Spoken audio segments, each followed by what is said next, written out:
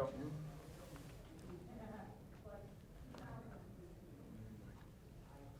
Ready? All right, Jen, thanks for being here. I'll ask you a couple of questions. If you can please repeat the question and the answer.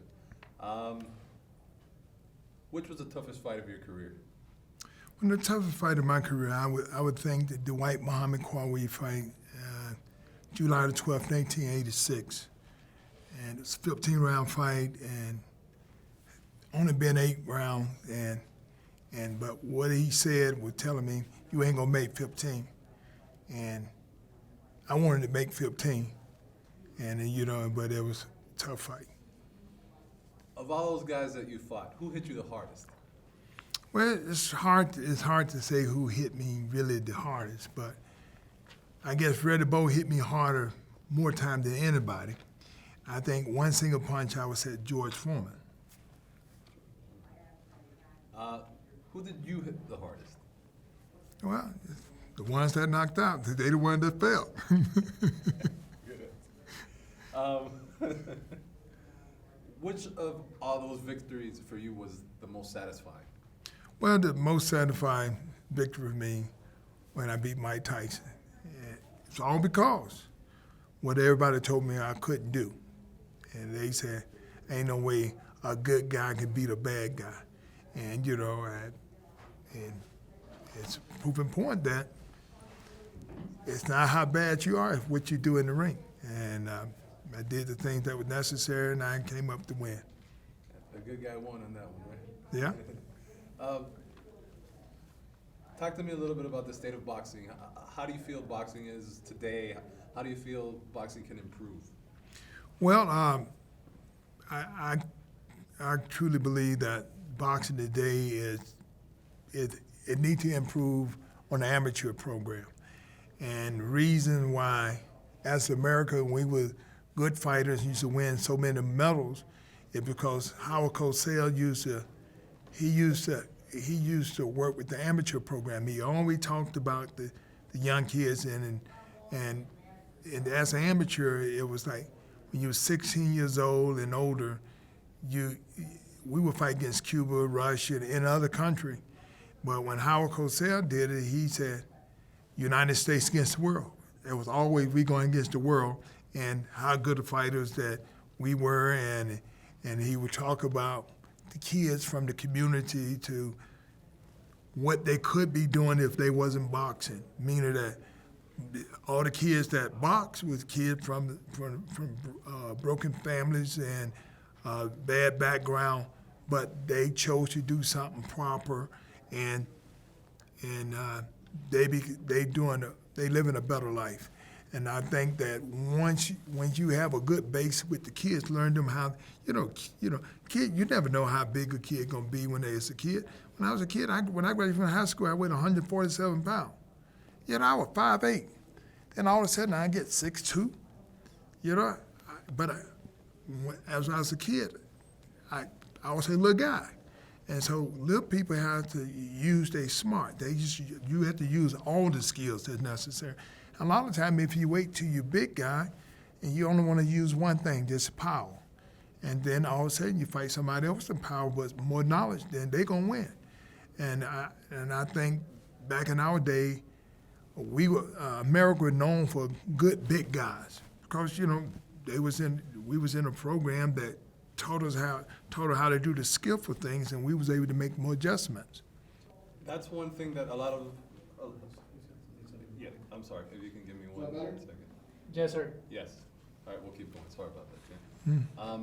Something that a lot of the boxers have mentioned is, I guess, is judging, better judging. How do you feel about that? Well, it can always be better judging because it is sad that you get robbed, but it's a part of life. Because anything that causes you to lose your concentration is a part of what life is all about. That's what struggle is all about. Somebody inflating your mind because they did something to distract you, and with me as a kid, I came up that way. I've been black my whole life, and when I was in the amateur program, you know, you didn't hit hard as a kid because you ain't hit hard to knock somebody out. If it went 3 rounds, you wasn't gonna get the decision. And I would cry, and my coach, who was white, would tell me, "Don't cry. You won that fight." He said, "But this don't really matter. It just allows you to be strong." But the art of the game as a kid is, if you don't quit, you're gonna be successful. And because I was able to follow the direction of my coach, telling me, "Don't cry, don't murmur, don't complain. You just keep working hard, you'll get better." Then it's amazing. Then once you turn 18 and 19, and you had this power, you gonna knock them out. You know, you weren't gonna just hit them, but you gonna knock them out if you hit them with. If you got 3 or 4 punches, good clean punches, you gonna knock that guy out. And so, you know, and the good fighter wasn't gonna get hit with 3 or 4 at the same time. They're gonna get hit one, then they gonna move around. You ain't gonna get a chance to hit them again like that. And so you learn from your mistakes. So, you know, of course, everything that made me want to quit boxing, because they wasn't fair, the judge wouldn't give me the decision, and I sit there mad, but my coaches always had these inspiring words, say, "You know what? You beat him, but it's a prove it point. It's because you're not going anywhere." You know, my goal, because, you know, my coach allows us to make goals. So my goal was to make the Olympic team. But, you know, I had to make the Olympic team, but, you know, I'm just only 11 years old, and I'm crying about it because I lost. He said, "It's just a practice. This is just practice. What if you won everything and you lost 6 years later? You didn't reach your goal." You know, so the whole big thing about goals, but it's about, you know, you working hard and being consistent and learning from your mistakes. Armando, él fue el mejor crucero de la historia, ganó 5 títulos mundiales, pero que nos hable un poco de la experiencia de haber sido portador de la antorcha olímpica y qué piensa él hoy de la desprotección que tiene el boxeo amateur que ya le quitaron hasta el cabezal. Being probably the best cruiserweight of all time, 5 titles. What do you think about now the amateurs getting rid of all their protective gear, you know, getting a little closer to what professional boxing is now? I think it harder. You know, even though, you know, when I was a kid, I didn't want to wear a headgear. But how many cuts did it save me from, you know, the headbutts? The headbutts, and, you know, getting hit in the ear, getting your eardrum bust and all that, because, you know, you find a lot of unskillful people who slap. They don't know how to fight. They rush you, and both of you put your head down, and you get cut. I think safety is a big part. And when you learn how to box, then you don't have to have the headgear on. But when 2 people don't know how to box, they put their head down at the same time, you're gonna hit head.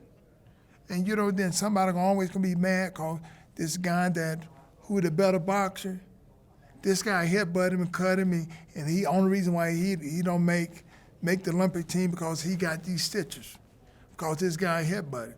I think that you need to have the headgear. I think headgear just only it's kind of further your career. Él tiene una misión o tiene un proyecto que es de Real Deal Promotion, que nos cuente un poco de eso. Yeah, talk to us a little bit about your project, Real Deal Promotion. Well, you know, I guess for all the things that I've accomplished in the game of boxing, I felt that to be a coach, I just thought it would be wrong, because it would be me against who this guy we against. So I kind of felt that because I became this big person, everybody liked me, why would I want to lose that? I'd rather be a promoter and give people opportunities. See, I'm one of the guys who step in the room, I really want everybody to like me. I don't want to say I'm going to beat your guy.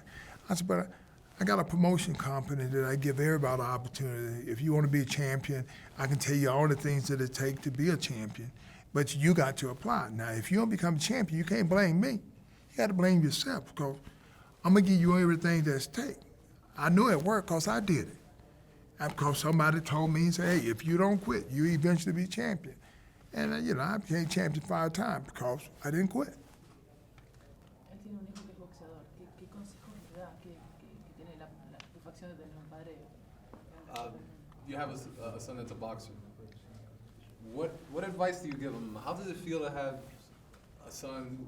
I mean, obviously, with your experience, how does it feel having a son that's a boxer? How does it feel every time he walks into that ring? Well, I'm not a very emotional person. I realize, I'm good with my boys, and I tell my boys, you're a man just like me. I said, so I never get confused with my boys because, I may get confused with my girl because I don't know if I'm being too hard or being too light. But with my boys, I said, if you want to be it, you got to work it. You got a good name, but that ain't gonna help you fight. You got to throw your hand. You got to work out. And I'd rather for my son to get beat up while he's young than to get beat up when he's older. Where you'll know is this is what you really want to do, and you're doing it for the right reason.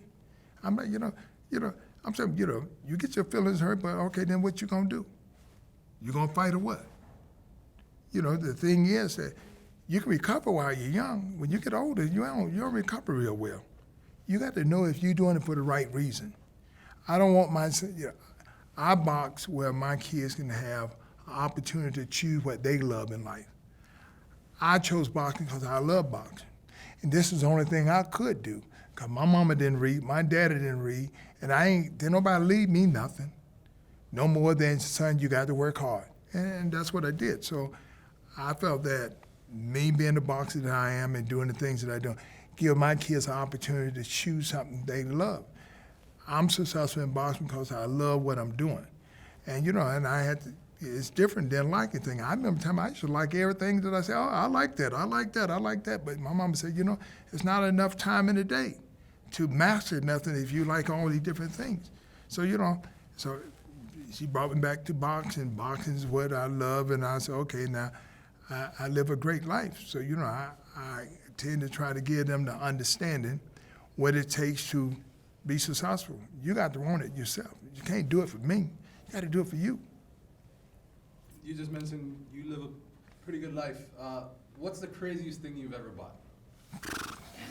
Nothing. Because I don't think, I'm the person that if I bought it, you better believe I ain't think it was crazy. But I'm like, I have spent a little bit more than what I should, because, that mansion that I bought that big thing and then think about how much it costs to keep it up. No more than just buy it because I paid for it in cash. Like that, the tax gonna come every year and then all the different things they're taken care of. But that really wasn't crazy either. I thought I did that in the right fashion, but I guess the most important thing is, the craziest thing is the people that you hire. You hired somebody who was a little bit more skillful than you, but how much was that? And so, they eventually got me at the end, but I learned from that too, that my kids don't have to make those same mistakes. Which were the toughest fighters you ever faced? Well, I would say Dwight Muhammad Kwawi, because in the cruiserweight, and the reason why I say that, because, his man was 5'8", but, but he had a different life than mine. And, I was a lot younger. He was 32, and I was 23. But it's a 15-round fight. I'd never been 15 round, only been 8 round. And so that guy put so much pressure on me. And it's just like, when the fight was so tough. When the fight was over, after I won, I made my mind up that I wasn't gonna fight no more. I'm not doing that no more. And it was my coach, not my coach, it was my manager, Evander, you'll never fight a tough fight like this. I was like, how you know that? How you know? He said, I'm telling you, you made it. You ain't gonna never go past 15. Then I realized, you're right. Then eventually, they closed him to 12 rounds. So I'm still in the game. Besides that fight, what was the toughest round you've ever had in your career? Oh, shoot. You know that Red Bow? God, woo.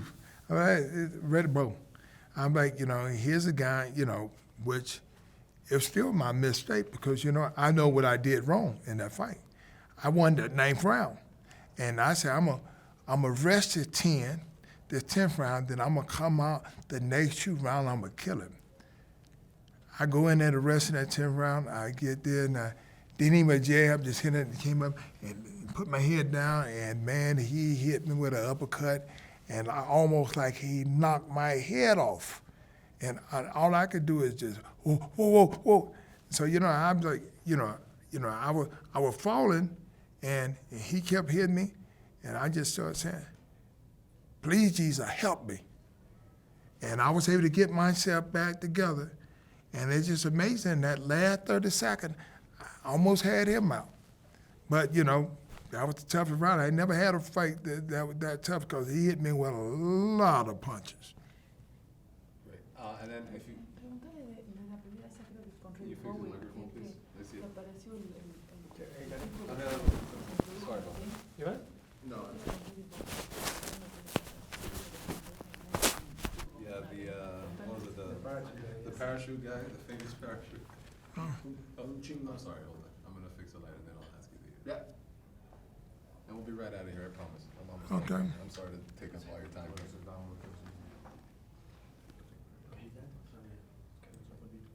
that it? water. Wonderful. I have one more question. We can- I'm not thirsty. You good? Water? Yes, do you want? Would you like some water? No, I'm good. I'm good. I'm just trying to figure out what makes her think I'm thirsty. We're in the desert. I understand we're in the desert. All right, Decir español, pues in Spanish. Hola, ¿cómo estás? In the camera. You said what? You know. Hola, ¿cómo estás? Oh, say that for what? Hola what? Hola, ¿cómo estás? Hola, ¿cómo está?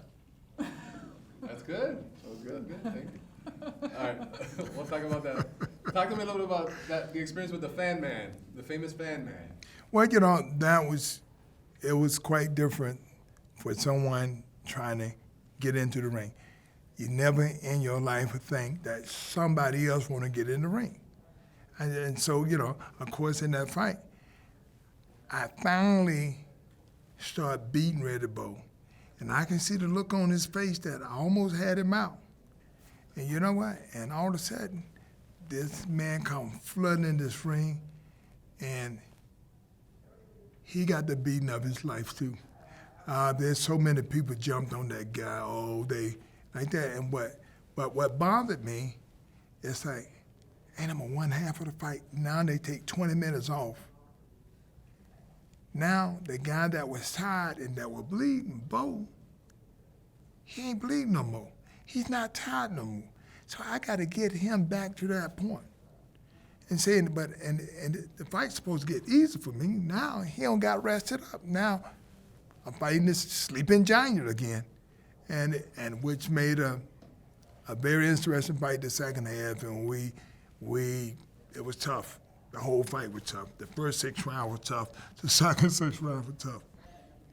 All right, and then if I can please have you give us some IDs for our channel. Right at that camera, it's De La Hoya TV. So if you can say, hi, I'm Evander Holifield, and you're watching De La Hoya TV, Beyond Boxing. De La Hoya TV? Yes, sir. What? Yes, sir. Yes, sir. Hold on, let me fix your mic real quick. I'm sorry. You want me to say, I'm Evander Holyfield? Yeah, and you're watching De La Hoya TV, Beyond Boxing. We gotta lose this camera goes. Oh, I'm sorry. Beyond Boxing. Okay, no worries. Okay. I'm Evander Holyfield. You're watching De La Hoya TV, Beyond Boxing. Really? Yeah. Close enough. Let's try it one more time, please. I'm Evander Holyfield. You're watching De La Hoya TV, Beyond TV. Beyond Boxing. Beyond Boxing. Beyond TV. That's fine. That's right. Quiet, guys, please. Let's try it one more time. Whenever you're ready, sir. I'm Evander Holifield. You're watching De La Horde TV. Beyond. What? What you laughing at? It's not Beyond? Yes, sir. And it's beyond boxing. I don't know why she's not. What that one saying? You want me to remove her from the room? Yeah, please? Beyond boxing. Okay. Yeah, we're good? Okay. All right. Quiet, please. Here we go. I'm Evander Holifield. You're watching De La Horde TV. Beyond boxing.